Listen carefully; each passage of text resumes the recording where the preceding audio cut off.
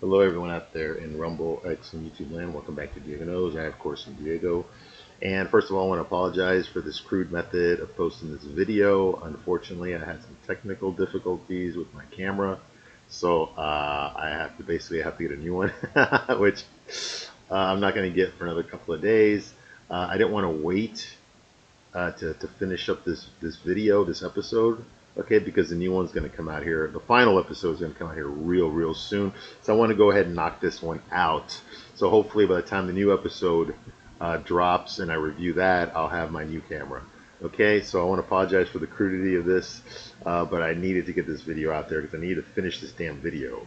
Okay, I need to finish this damn video, okay, to get us ready for the last episode ever of And Just Like Crap. Okay, now, those of you who've been following me, thank you very much. One thing I want to say, I haven't mentioned this, but I need to. I keep forgetting to mention this. Okay, as of right now, I'm at 992 subscribers. I'm a little YouTube channel, okay? You know, and I'm fine with that. I'm not trying to monetize, the best things in life are free. I'm not trying to, to sell you anything or anything like that. But I'm only 8 subscribers away from 1,000. Okay, 1,000.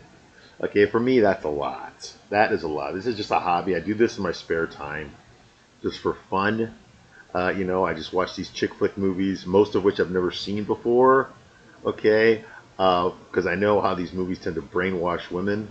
Okay, and no one else is out there doing it. Really, no one else is up talking about these chick flicks and giving you a straight man's point of view, because that's what I do.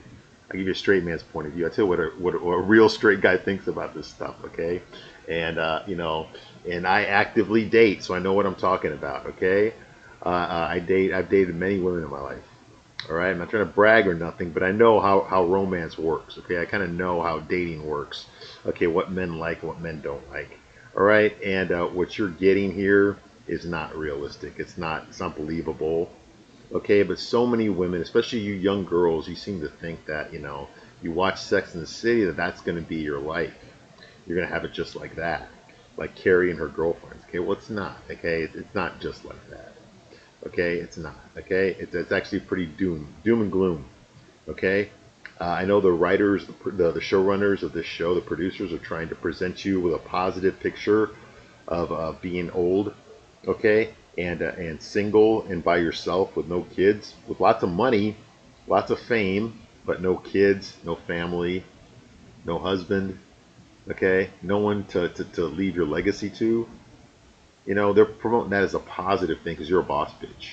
Okay, what you've really done is basically told all these women that you don't need a man, and that any man that you do get with is never going to be good enough for you.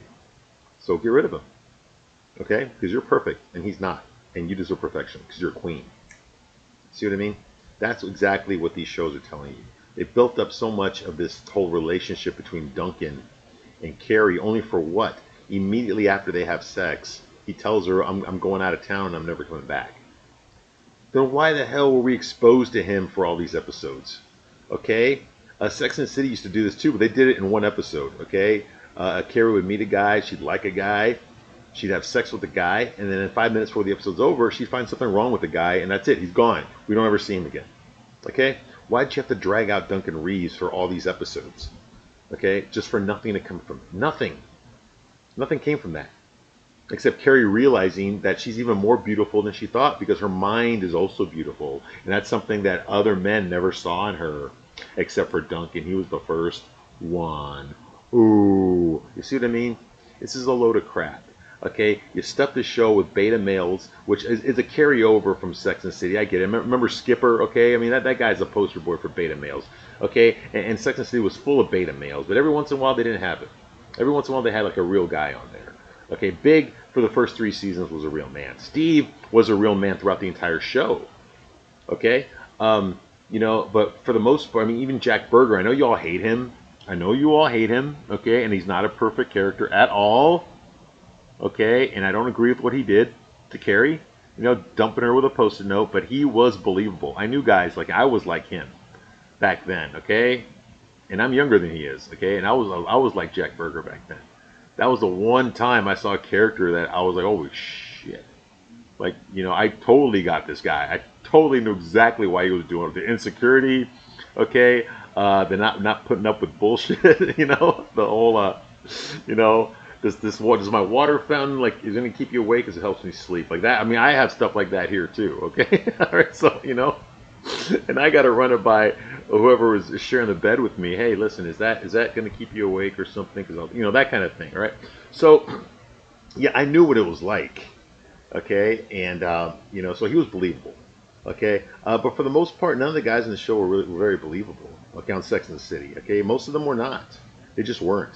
Okay, and then here you got none of the guys on the show are believable. Okay, all of them are beta males. All of them are act feminine. The women act more masculine than the men do. Okay, the men always need constant self-esteem reassurances from their wives.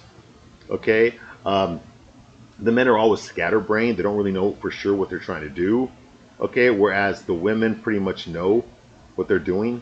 Okay, you know, they take their time doing whatever the hell it is they want to do. Whereas the men are always depicted as flawed in some way, and the women are always depicted as virtuous. So they're the ones that have to kind of like, you know, fix the flawed guy until they realize that he can't be fixed, and so just get rid of him.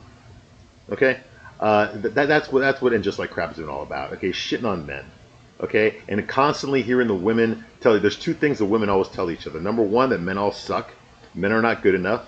Okay, the man's got problems. The man needs to do this. The man needs to do that. There's something wrong with the man. Blah blah blah. Okay, and the other thing they always talk about is how great each other are. Okay, they're constantly complimenting each other, telling each other how fabulous they are, how beautiful they are, how smart they are, how successful they are. Okay, you know that happens every single episode. Okay, in case you haven't noticed it. Okay, that's bad screenwriting right there. Okay, it's a case of show and tell. Okay, you're telling us everything, you're showing us nothing. Okay, if you want a character to be liked by the audience, you got to show us. Okay, you got to show us. Okay, you got to show us her being cool. You got to show us her being smart, not telling us how smart she is, not explain this to us with all these damn adjectives of how wonderful they are. Okay, now that was a problem in Sex and the City too, but they raised that complimentary orgasm up until the fucking 20s now. When Sex and the City was like around 7 or 8 and 9 every once in a while. Like Samantha would constantly tell us on Sex and the City how great she was, how incredible she was. Okay, but then at the same time they would put her in these crazy situations where she kind of had to, put up or shut up. Okay, you see what I mean? So in a way they kind of justified it. Okay, in a way, they were like, okay, yeah, she's a boss bitch, but show us you're a boss bitch. Quit telling us how great you are, okay? Because someone who really is a boss, someone who really is that incredible, okay, don't have to tell you, okay? Their reputation precedes. Their reputation comes in the room before they do, okay? You see what I mean? And this show doesn't do that, okay? This show is just telling you how great these characters are. Every single woman on the show, multiple times, okay, gets her asshole eaten out by another character about how wonderful she is, okay? By the women, by the men. But yet none of the men ever get told how great they are on this show. None of them. None of them ever get told that they're worth it, they deserve better. Maybe, this woman isn't right for you, okay? No one ever gets told that. No one ever tells the men how great they are, okay? The men have to ask the women for compliments on this show. Okay, do you realize how pathetic that is and how unrealistic that is? Any real man, because these are all high value men on the show supposedly, but they all act like they're low value. Okay, these guys are Harvard graduates. These guys are high priced, attorneys that are partners in their own law firm. They live in downtown Manhattan, the most expensive real estate in the world. Okay, they're all millionaires. They're all professionals. Okay, they all have these incredible things going on that the average person doesn't have. But they need constant reassurance. They need constant self-esteem reassurance. Okay, how do you make it to that level? Okay, if you're not sure of yourself. Okay, how do you make it to Harvard? How do you graduate Harvard? How do you open your own law firm? Okay, how do you become a politician? How do you almost won city comptroller? How do you do all that and still have no self-confidence? You see what I mean? But yet Lisa here, Herbert's wife, she's got a whole bunch of self-confidence, but yet she's a PBS documentarian, okay, making woke documentaries that nobody wants to watch, that she's not going to make any money on. She spent 9 years on her current documentary, and it still isn't done, okay, and it's about pioneering female lesbos, black lesbos, Okay? And it's still not done. And who the hell wants to watch that anyway? You see what I mean?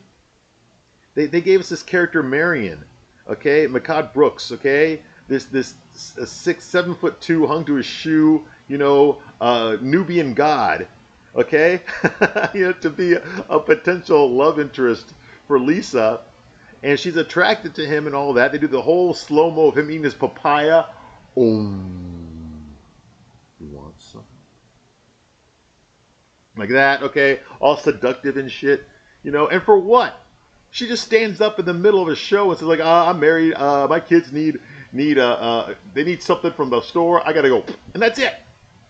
They built that up for like, what, 4 episodes? And for nothing to come out of it. Nothing. Nothing came out of that. You see what I mean? This show's going nowhere. The first 2 seasons, they just kept shoving Naya and Shay down our throats, okay? And for what? They're not even on the show anymore, with no explanation. Nobody talks about them. You see what I mean? They serve no purpose. They wasted these 2 main characters for nothing. For nothing. They had no storyline that was going anywhere. You see what I mean? But yet they kept Seema and they kept Lisa. Because I guess that's enough diversity. We don't need any more. You see what I mean? And what Seema's nothing. Oh, she's dating a new guy. Who's like he's got a blue collar job, but he lives white collar. Okay, he's a hippie and it's 2025. Okay? He still cries about his mom who died when he was like in 1989 or something, he said. I mean, what the fuck, dude? And yet he's just like the super nice, super considerate boyfriend, even though his girlfriend is dog ugly and too fucking old for him. And for a guy who's all about like, I don't use deodorant, I don't use anything that they test on animals, no preservatives, I'm all natural, organic food only, that kind of thing. I don't eat meat. A hippie like that, and yet he's like in love with this chain smoking, fucking KFC, Arby's eating, fucking shit talking, narcissistic pig. Okay, unhealthy pig who thinks that she's a goddess. Okay? She's strutting around New York like she's fucking a young Liz Taylor. You see what I mean? And yet she's probably one of the most unattractive women on the show. Her and like Miranda, Well, Miranda's not even human. Okay, she's a canine. Okay, so she has to go in the 4-legged category. Okay, but Seema is more of a pig. Okay, she just stuffs her face and drinks herself to death, and talks about how great she is and how she deserves the best. She's got no kids. She's 60 years old. She's got no fucking kids.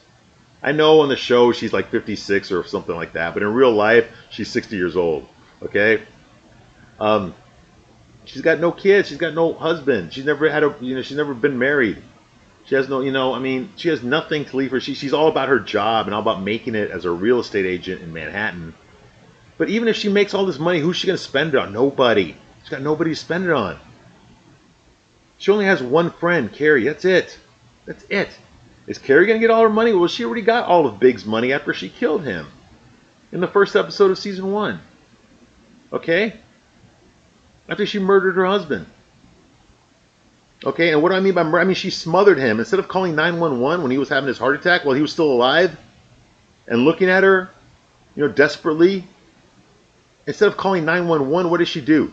She just fucking smothered him until he died. And then she called 911. And then she called Miranda.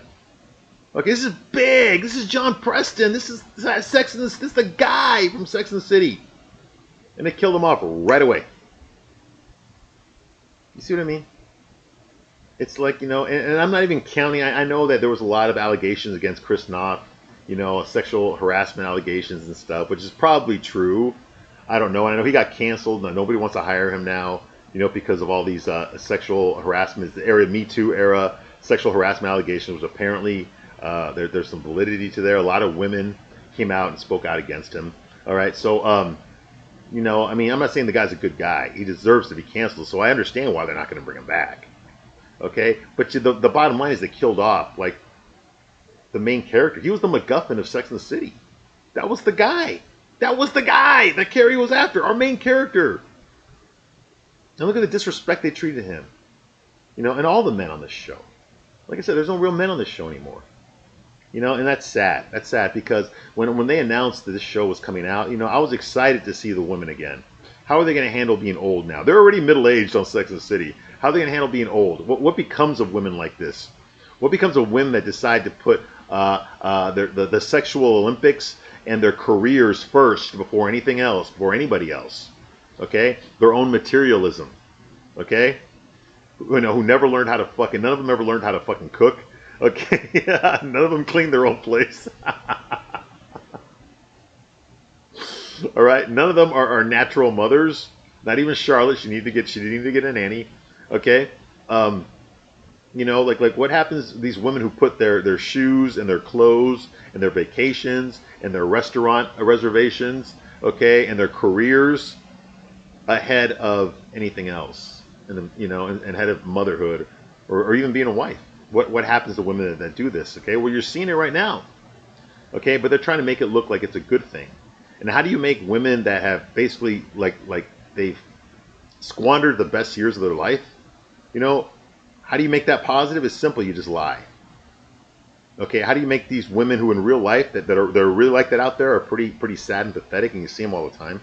Okay, how do you make them? How do you give them a happy ending? Simple. You make all the men around them and the society around them stupid in order to keep these women smart.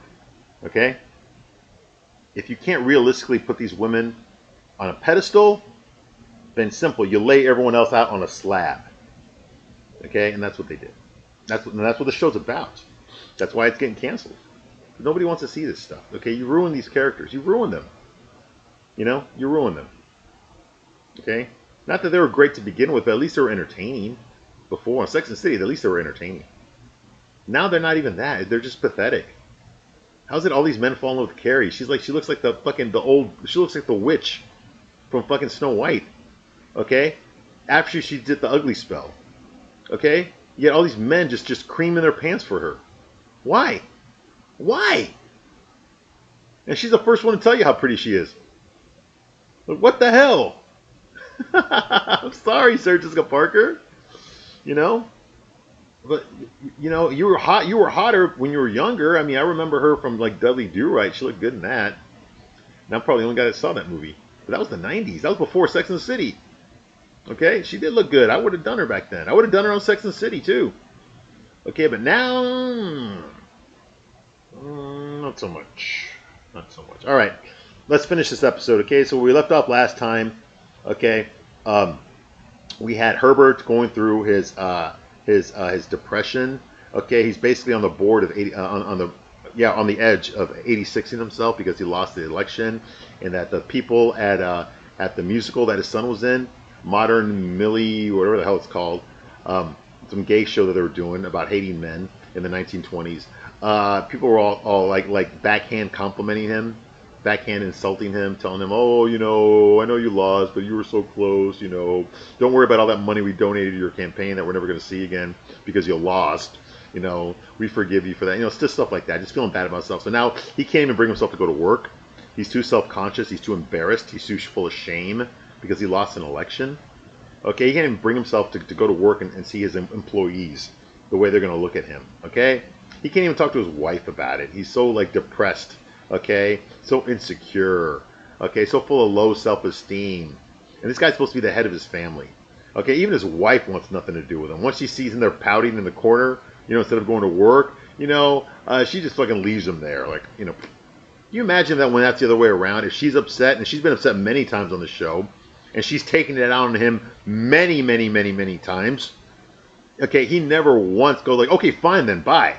You know, he never once did that to her. But here he is. He's the emotional one in this scene here. And his wife's like, okay, fine, bye. Like that, okay? Like the bitch that she is. The piece of shit wife that she is. Okay? Anyway, moving right along. So like, we're like, what the hell, okay? You know, we'll see Charlotte looking at her cell phone picture that Carrie took of her daughter, Rose Rock, okay, dressed very feminine in the play that she was in, the musical that she was in, with a dress on, with her wig on, with makeup on, jewelry on, all that stuff. Rose Rock never ever looks that way in real life. She likes to dress like a boy because she's like some transgender, non-binary bitch. Okay, communist there, all about socialism. All right, and she sees her feminine look in the show as just a costume to wear, that she doesn't actually want to look feminine in real life. So that upsets Charlotte, her mother. Okay, so her mother decides to delete that picture because her daughter would not approve of it. As if teenage girls, when they say something when they're teenagers, they never, ever, ever change their minds when they're adults. You see what I mean? Charlotte's not treating this as a phase that she's going through, this whole non-binary phase that she adopted so that she can become popular with the other girls, with other kids at school. No. With the other leftist Marxist girls at school. No. She sees this as permanent. Okay, can you imagine if Rose said, hey, I want a sex change right now to become a boy? You know damn well Charlotte would be calling up doctors right away. Okay, let's get this done. Okay, and Harry would be all about it too. Okay, and Carrie and Miranda would support it. Okay, you know damn well that's exactly what would happen. Okay, despite the fact that Rose's character is not even 18 yet. Okay, yes. Okay, you see what I mean? That's the kind of values that the show promotes. All right, moving on. It's the parents that need to do better, not the kids. Okay. Anyway, so that's going on here. Okay. Joy and Miranda are eating Chinese food at home at Miranda's place when Brady arrives. Brady comes in here. Okay, and it turns out that Joy brought her. There's 4 dogs in the scene here. Okay. There's the 2 that are eating at the table, and then there's the 2 that are sitting there next to Joy. Okay. The ones that are sitting next to Joy are the better looking. Okay, that's the cute couple right there. All right, anyway, but the 2-legged canines are up there eating when Brady walks in. Brady's all upset. Okay, he's all upset at Miranda. And he doesn't even acknowledge the fact that Miranda's eating there with the real love of her life, not her son, her girlfriend, Joy. That's the only person that Miranda really gives a shit about. Okay, is Joy. She cares more about Joy than she does about her girlfriends, which is weird. Okay, but it's also trailblazing for this show. You know, that a woman, one of the 4 women, would actually put their partner first instead of their girlfriends. You know, was it bros before hoes, chicks before dicks, right? Miranda's the first one that ever put her partner ahead of Carrie, Carrie and Charlotte. That's a first for Sex and the City. Okay, yeah, and of course she puts Joy ahead of her son too. All right, so yeah, so Brady walks in there. Okay, and Brady's very upset that because Miranda, his mom, invited Mia to Thanksgiving dinner that she's having here at her own apartment. Now Mia is this fat, unattractive girl who works as a shampoo girl at a hair salon. Okay, that he had sex with her, like a one-night stand with her, or I guess that was his fuck buddy or something. He knocked her up, and she's decided that she's gonna have the baby, and she wants nothing to do with Brady at all. She doesn't want him in the baby's life at all. She's gonna raise that baby all by herself. Okay, the way liberals do it, just like that. All right. Okay, so he got an ass chewing from his dad. Okay, but his mom didn't really say anything. Okay, but his mom went behind his back and she went to the salon where Mia worked and met her, pretended to be somebody else. Mia splashed her while she was shampooing her hair. She shampooed her face at the salon because Miranda admitted that she lied. Okay, the real reason I'm here is not to do my hair. It's because I'm the mother of your baby daddy. Okay. So anyway, so Miranda decided to invite her to Thanksgiving dinner without telling her son. Okay, hey, your baby mama, I invited her to dinner. Okay, I also went to go see her at her job without telling you. Okay, so he comes in all fucking upset. Okay, that Mia's coming. And even though Miranda's sitting with her girlfriend. Okay, Brady's yelling at her. Okay, like cursing at her, like in front of her girlfriend. Like even I wouldn't do that. I had a bad relationship with my mother, but even I wouldn't cuss her out in front of her boyfriend. You see, that's something you do in private. Brady has no such qualms. Okay, no etiquette. He starts dropping F-bombs in front of his mom, in front of a Joy, who's trying not to get involved here. So that's going on here. He's like, "What the fuck, mom?" He's like, Miranda tells him that she felt sorry for Mia. Okay, and she also tells him, "Hey, listen, I honestly thought she wouldn't even show up. That's why I felt okay doing it, because I was pretty damn sure she wasn't going to show up. You know how you can be 100% sure she ain't going to show up? You don't fucking invite her. Okay? How about you let your son just be the man and let him deal with how that's going to go out? Okay? It's not your baby coming out." It's your son's. Now, I know he's a fuck up. I know he's fucking, you raised a fucking Ronald McDonald with no makeup on. Okay, I get it, okay? But still, that's what's on his plate, not yours. Okay? Anyway, Brady tells Miranda that she's crazy for inviting some random girl that he got pregnant to Thanksgiving. Brady's like, this isn't some woke TV show, Mom! What else do you have up your sleeve, huh? Are you going to offer to buy the baby over some pie? Because she would do that. And he looks at Joy and goes, Joy, isn't my mom being fucking ridiculous? Okay, and Joy doesn't want to get involved. Okay, she's like trying, she's just like quiet watching this exchange here. Okay, Miranda tells Brady that she just wants to get to know the mother of his baby, the mother of her grandchild. Okay, her soon-to-be grandchild.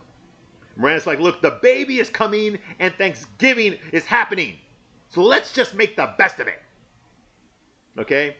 And then Brady just fucking leaves and slams the door. Okay? Embarrassing Miranda. And I don't really give a shit if Miranda's embarrassed. Miranda should never have gotten involved in this. This is none of her business. Her son's a fucking adult. A piece of shit immature adult. But an adult nonetheless. Okay? And he should have been the one that handled this stuff. Not Miranda. Okay? Anyway, next scene. Seema and Carrie are out getting drunk. Of course they are. Okay, Seema offers to pay because they're at the same restaurant where where she reads, or where she profiles all the guys and rejects them. They're at the same restaurant, sitting at the same bar. Seema offers to pay because she's not going to Miranda's Thanksgiving dinner.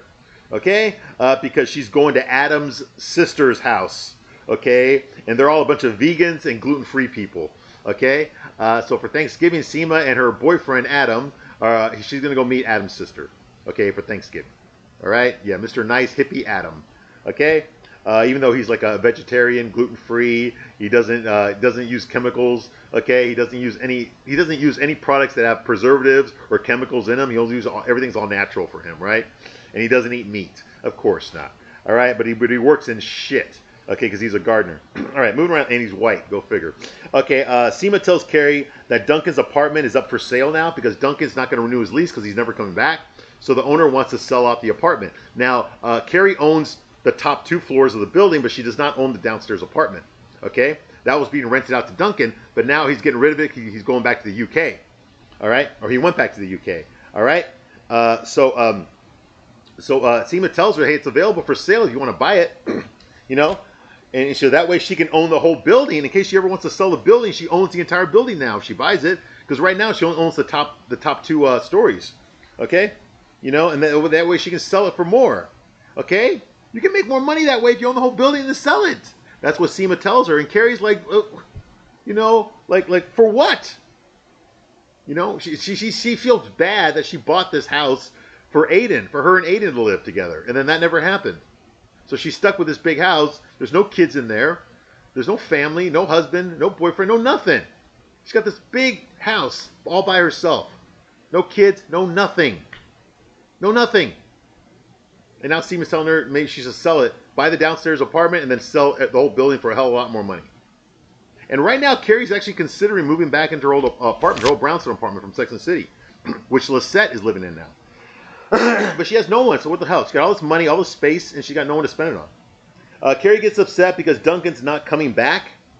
She's not sure if she's upset because Duncan's not coming back, or if it's because her reason for the big house doesn't exist anymore. And by that, I mean Aiden. Well, you dumped Aiden, okay? You didn't accept him for his flaws, for his imperfections. Okay, but you expected him to accept you for yours. All right. So, why do women make all these long-term decisions only to back out at the last minute? Okay, why would Carrie buy this big, beautiful house, or at least the top 2 stories, okay, where she doesn't need all that room, okay, for her boyfriend just to fucking dump him, like not even a year later? You see what I mean? I mean, I know he cheated on her and everything, but she forgave him right away for that. And she's really no one to talk. She's done that to him before, okay? But because he was jealous of Duncan downstairs. That's why, you know, which rightfully so, she should be jealous of him because Carrie did end up fucking him. All right, but because he was jealous of Duncan downstairs, that's a good enough reason to show Aiden, to point out to Aiden how immature he is and how unattractive jealousy is, and you need to get the fuck out of my life. Seriously. That's why she done. That's why you bought this house just so you bought this house for love and everything, just so you can dump the guy over something as trivial as this. Anyway. I mean, there were other reasons, but still. Okay, Carrie's afraid to go to Lisette's party. Lisette invited her at a party at her old apartment. Okay, she's afraid that she'll get sad because she misses her old apartment. All right, the next scene is she actually goes to her old apartment, okay, by herself. She goes up the stairs, and her old apartment's they put a wall in there to separate, because originally on Sex and the City it was 2 apartments. And then when she was with Aiden, he tore down the wall and made 2 apartments into one big apartment. All right, well, there's a new wall there now to separate the 2 apartments again. All right, Lisette lives on one side, and this black guy named Ezekiel lives on the other side. Okay, and they're both Zoomers. All right, so there's a wall there separating the 2 apartments now. Lisette got the closet. Of course she did, because that's where all the clothes are. And Carrie opens the door to Ezekiel's place, and she sees basically nothing more than a diversity hipster hippies with flower wallpaper eating turkey tacos. Okay, it's just a bunch of Zoomers in there. A bunch of libtards, woke libtards, you know, biracial, diversity, you know, gay, trans, all that shit. Everything you see in a friggin' commercial today is right there, living in that apartment right next to Lisette. Okay? Lisette tells Carrie that Ezekiel is her roommate because she hates living alone. She misses the roommates that she had in her former apartment. Okay? And besides, Ezekiel has 2 guns. So that's her security system there, okay? And she says, aren't you scared of living alone in that big house that you bought, you know, in Gramercy Park?